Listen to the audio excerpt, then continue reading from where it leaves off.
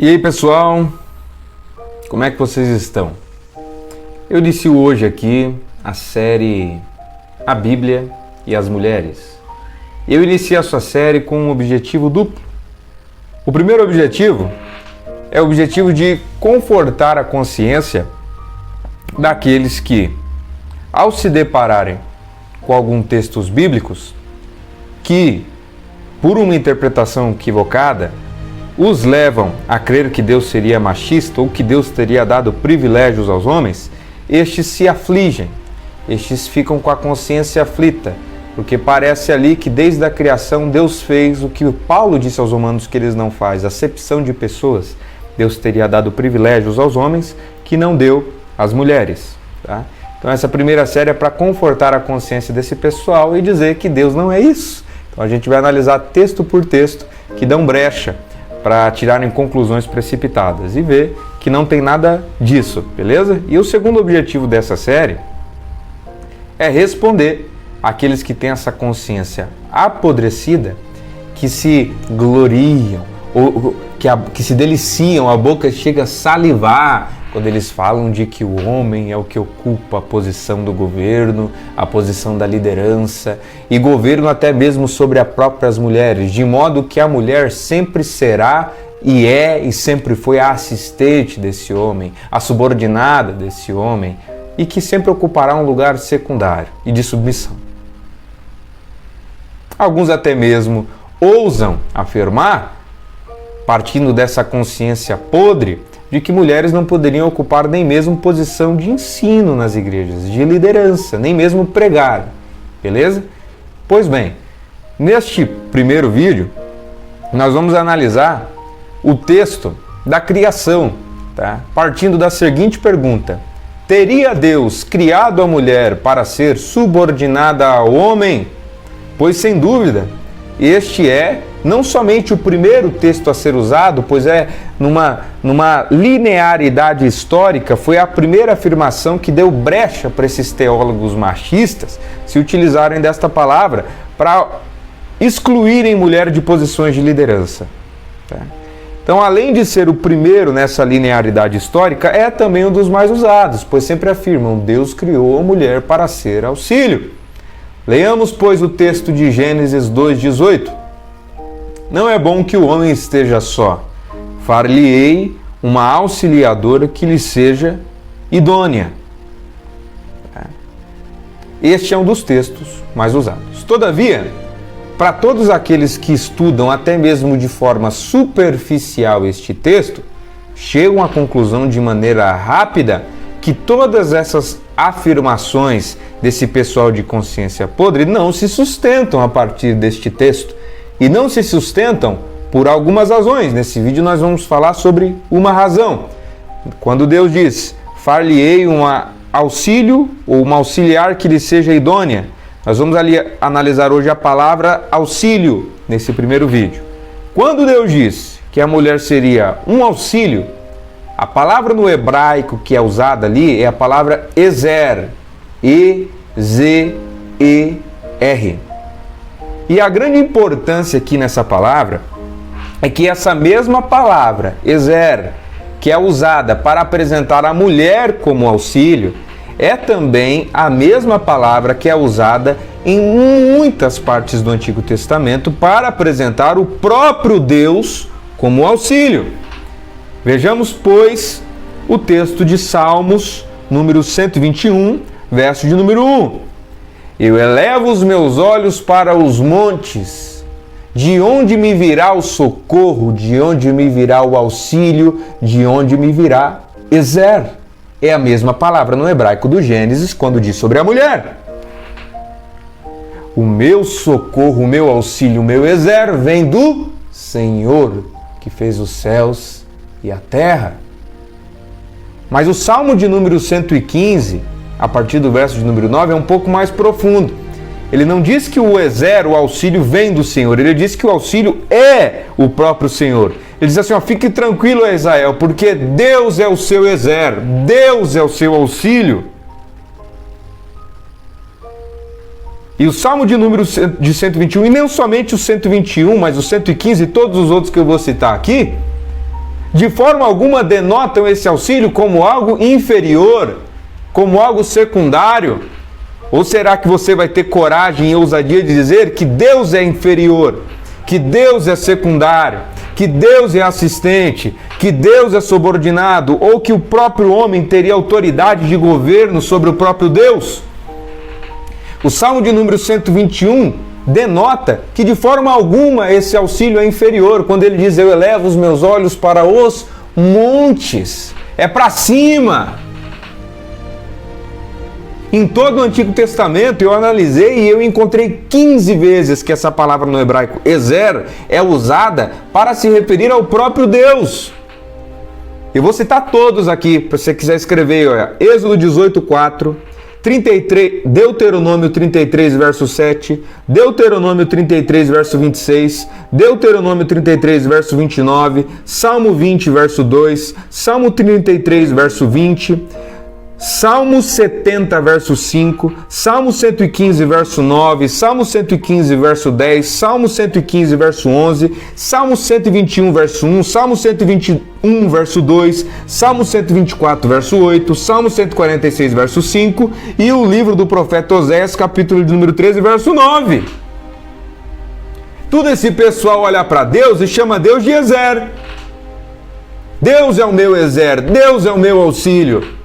De modo que você afirmar que o homem detém governo sobre a mulher, autoridade sobre a mulher, e que esta lhe deve ser submissa, lhe deve ser subordinada, lhe deve ser coadjuvante, lhe deve ser secundária, lhe deve ser assistente, esse mesmo indivíduo tem que afirmar, para ele ser lógico, de que o próprio Deus deve ser subordinado, submisso, assistente, coadjuvante, secundário em relação ao homem. E que o próprio homem tem controle sobre Deus. Ou seja, não há possibilidade nenhuma de se utilizarem desta palavra auxílio para falarem que a mulher é secundária em relação ao homem, ou que o homem tem privilégios ou funções maiores do que a mulher. De forma alguma. Tanto é que o próprio texto de Gênesis deixa claro que Deus fez homem e mulher para ocupar as mesmas posições de domínio e governo. Leamos, pois, Gênesis, capítulo de número 1, verso de número 27 e verso de número 28, onde Deus está olhando para homem e mulher, para os dois, e disse assim, ó, frutifiquem, multiplicai, encham a terra e dominem sobre as aves, sobre os répteis, sobre os peixes, dominem sobre tudo.